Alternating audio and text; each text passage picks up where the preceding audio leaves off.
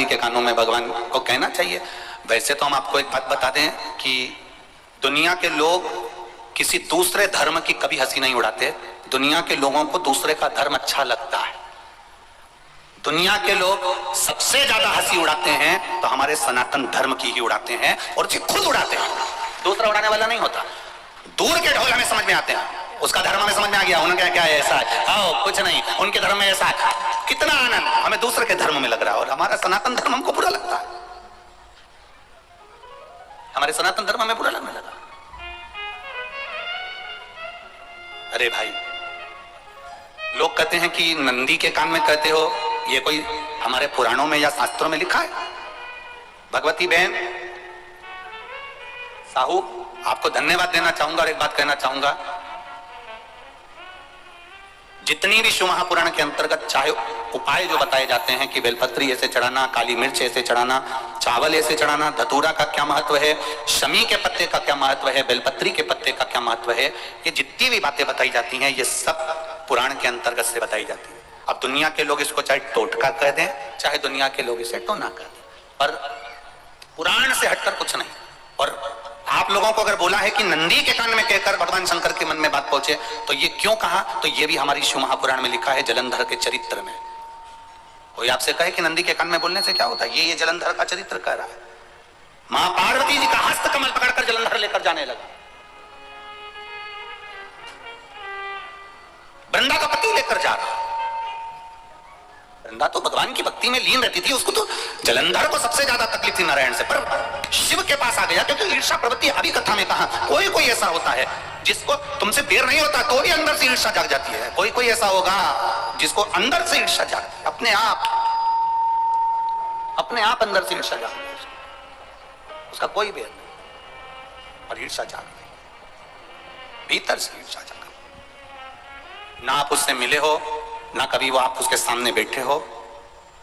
कई लोग किसी ना किसी की बुराई करते हैं तो हम लोग पूछ भी लेते हैं, क्यों साहब उनसे मिलकर आए हो क्या तुम? कभी नहीं मिल किया, कभी उनका सामना हुआ नहीं हुआ, तो फिर बुराई क्यों कर रहा? एक ने कर दी थी इसलिए हमारे ध्यान में था तो हमने भी कर दी। लो, वो कुआं में डूब के मरेगा तो तू भी मरेगा का?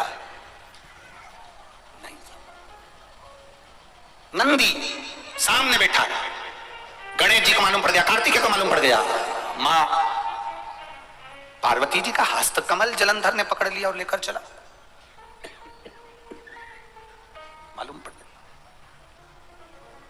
तब नहीं रहा गया। गणेश जी को क्रोध आ गया और गणेश जी महाराज आए, शिव जी को जगाने लगे, पिताजी पिताजी पिताजी कर जगाया, उठो पिताजी,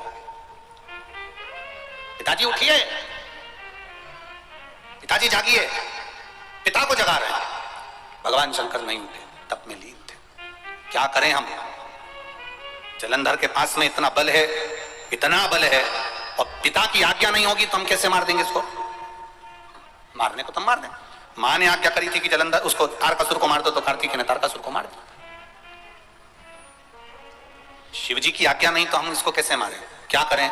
सब कुछ गणेश जी ने देख लिया, शंकर जी के ऊपर बहुत बहुत बहुत बहुत प्रार्थना कर कर देख ली, पर शंकर जी नहीं जागे। तब आखिरी में विनायक ने, गणेश ने, जितने लोग आस्था चैनल पर कथा सुन रहे हैं, जितने लोग फेसबुक यूट्यूब पर कथा सुन रहे हैं, इस बात को याद रखना कि नंदी के कान में कहने से क्या होता है वो ये इस कथा से सीख लेना। आखिरी में गणेश जी को लगा किसको कहूं, शंकर जी भी तप में है, नंदी भी तप में है, मैं किसको कहूं?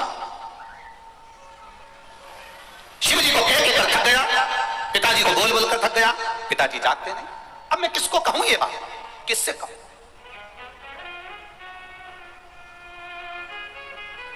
विनायक गए सीधे अब नंदी के पास में। नंदी भी तप में लीन थे, शंकर जी की ओर मुख था, शंकर जी की ओर मुख था। गए और जाकर तुरंत विनायक ने नंदी के कानों में जाकर कहा, नंदीश्वर,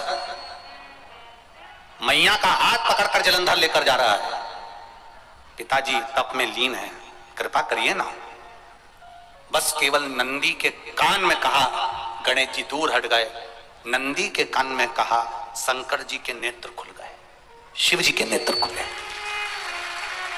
ध्यान देना जरा, इस शिव महापुराण की, आशुतोष शिव महापुराण की कथा, जो कथा यहाँ कही जा रही है, यह कथा पहले के चरित्रों में सुनने को नहीं मिली होगी। जरा ध्यान देना संवाद पर, जितने लोग आस्था चैनल पर, जितने फेसबुक पर सुन रहे हैं। सनातन धर्म की हंसी उड़ाने वाले कह देते हैं नंदी के कान में कहने से क्या होता है, नंदी के सामने जाकर बोलने से क्या होता है, नंदी के पास बैठकर बोलने से क्या होता है, नंदी के पास बैठकर शंकर जी का मात्र दीदार करने से क्या होता है, दर्शन करने से क्या होता है, वो अच्छे से समझ लेना। जो लोग सनातन धर्म पर उंगलियां उठाते हैं वो अच्छे से समझ ले इस बात को।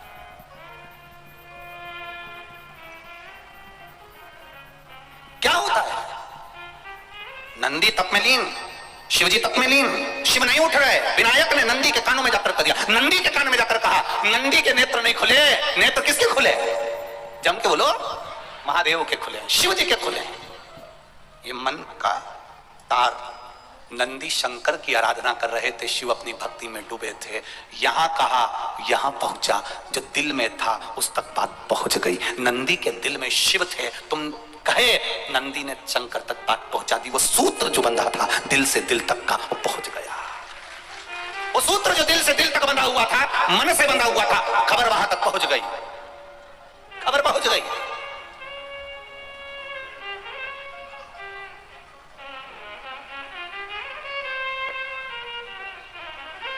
हम कई बार कहे आपको, आप लोगों ने सुना होगा शिव महापुराण में कि बहुत दुख हो जिंदगी का, बहुत दुख, तकलीफ। जैसे वो बहन ने लिखा, मेरे कर्जे में लगा लूम हो गई, तकलीफ पड़ गई, शरीर का रोग था, 15-20 साल हो गए, आराम नहीं, बेटे भी व्यसन में डूबने लगे, क्योंकि कर्जा बढ़ गया, टेंशन में रहेगा आदमी तो गलत संगत की ओर चला जाता, व्यसन में आदमी पड़ने लगा केवल टेंशन के चक्कर में। और आखिरी में हुआ क्या, शिव तत्व को जाना। आपसे भी निवेदन है, जब दुख की घड़ी अपार हो, समस्या बड़ी हो, बहुत तकलीफ हो, बहुत कष्ट हो, एक लोटा जल जब महादेव को चढ़ाने के लिए जाओ, चढ़ाकर 2 क्षण मंदिर के अंदर नंदी के पास 2 क्षण बैठकर मेरे महादेव को निहारना, अपने दिल की बात उसके पास में बैठकर नहीं भी कहोगे ना, तो नंदी के पास मात्र बैठ भी गए, उस नंदीश्वर के पास मात्र बैठ गए, तो वो तुम्हारे दिल की बात समझ जाएगा। कभी कभी बेटे के पास माता पिता मात्र बैठते हैं और बेटे का चेहरा देखकर माता पिता समझ जाते हैं कि बेटे को तकलीफ क्या है। बोलो सही है कि गलत है? बेटा नहीं कहता कि मैंने को कर्जा हो गया, बेटा नहीं कहता कि मैंने डब्बे में लगा दिया, बेटा नहीं कहता कि मैंने शेयर मार्केट में लगा दिया, बेटा नहीं कहता कि मेरा जमीन में पैसा डूब गया, मात्र बेटा बैठा है अपने माँ बाप के पास में, और माता पिता ने बेटे का चेहरा देखा और उतने में समझ गए कि बेटे को तकलीफ क्या है, बेटे को कष्ट क्या है, क्या तकलीफ है मेरे पुत्र को। बेटा, कथा का स्मरण, एक लाइन का स्मरण, आ बैठ मेरे पास, तुझे देखता रहूं, ना मैं कुछ कहूं ना, देखने में समझ आ जाएगा क्या है इसको, क्या बोल रहा है, क्या है।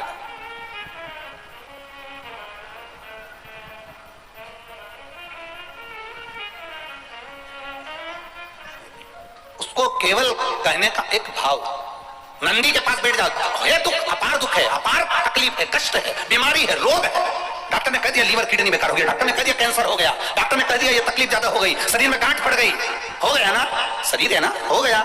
एक पत्र में बहन ने लिखा कि मेरे शरीर पूर्ण तरह से बेकार हो गया, यहां तक बच्चा कानी में गांठ तक पड़ गई, उसने पत्र में लिखा है। तब तकलीफ पड़ गई ना, कोई बात नहीं, दवाई खाओ, डॉक्टर को दिखाओ, और एक बार उस जल को शिव जी पे चढ़ाओ, चढ़ाकर जल लेकर जब घर जा रहे हो, 2 क्षण मेरे नंदीश्वर के पास में बैठ जाओ, नी भी कुछ कहना है मत कहो, एक बार उसके करीब में बैठकर दिल से मन से मेरे महादेव से जो कहना चाहती हो बस मन में भी धर लिया, तो मेरे नंदी ने सुनकर वो महादेव से कह दिया, दुनिया का सबसे ज्यादा तप करने वाला, समाधि में लगने वाला, साधना करने वाला, व्रत करने वाला, उपवास करने वाला, तब साधना में लीन होने वाला कोई है तो वो नंदीश्वर है, जो शिव जी के सामने बैठकर उनके सामने हमेशा सामने मुख कर कर तप में लीन रहे, हमेशा तप में लीन, सामने रहकर तप में लीन। कौन कौन गया शंकर जी के मंदिर? सब गए हो? नंदीश्वर को देखा है? रख लो हाथ। तुम गए तो कभी नंदी ने पलट के तुम्हें देखा? अरे बोलो तो जम के, नहीं देखा।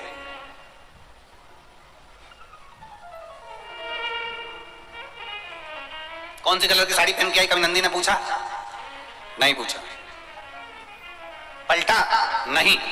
केवल एक टकटकी है उस नंदी की, वो है देव अधिदेव महादेव।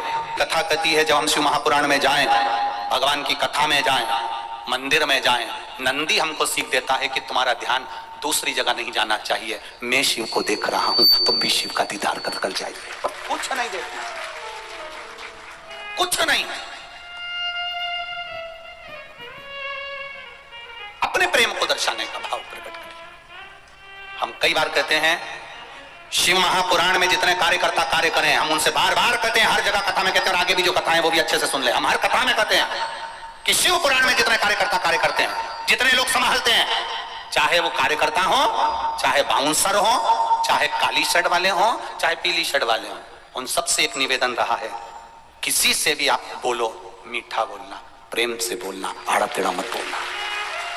दुनिया के लोग आपको नंदी के रूप में देखते हैं, सेवक के रूप में देखते हैं कि आप देवादिदेव महादेव की सेवा करने आए हो, और आप अगर किसी से अपशब्द कह दो या किसी से आड़ा टेढ़ा कह दो तो उसमें आपकी श्रेष्ठता नहीं है। दुनिया के लोगों को ये लगता है हम सीहोर वाले महाराज की कथा में गए थे और हमारे को ऐसा कह दिया। दिक्कत वहां खड़ी हो जाती, प्रेम परोसा जाए।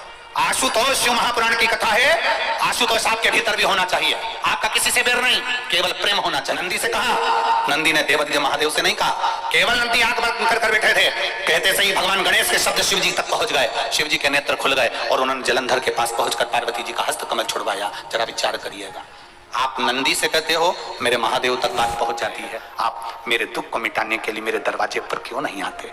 नंदीश्वर से कहा शिव जी तक बात पहुंच जाएगी, शंकर के नेत्र आपके लिए खुल जाएंगे और महादेव आपके यहाँ खड़ा है, मेरा महादेव आपके पास में खड़ा है। आशुतोष शिव महापुराण की कथा कहती है, लोग कहते हैं नंदी को कहने से क्या होता है, ये शिव तत्व की कथा आशुतोष शिव महापुराण कह रही है, कहा वहां तक पहुंचा, दिल से दिल का